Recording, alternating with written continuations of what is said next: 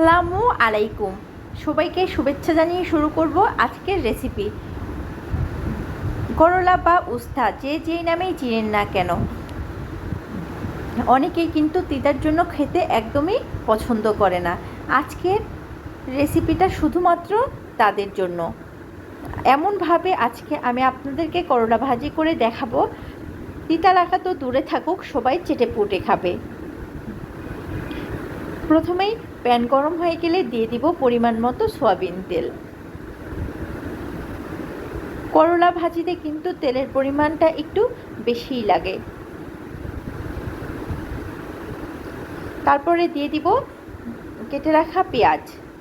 এখানে আমি 3টি পেঁয়াজ কেটে নিয়েছিলাম। কিছুক্ষণ ভেজে নেওয়ার পরে দিয়ে দিব 1 চা চামচ পরিমাণ জিরা বাটা। দিয়ে দিব কয়েকটি কেটে রাখা কাঁচামরিচ কুচি। আমি কিন্তু পেঁয়াজটা খুব বেশি ভাজবো না। দিয়ে দিব 1 চা চামচ পরিমাণ হলুদের গুঁড়া। এবার দিয়ে দিব করলাগুলো।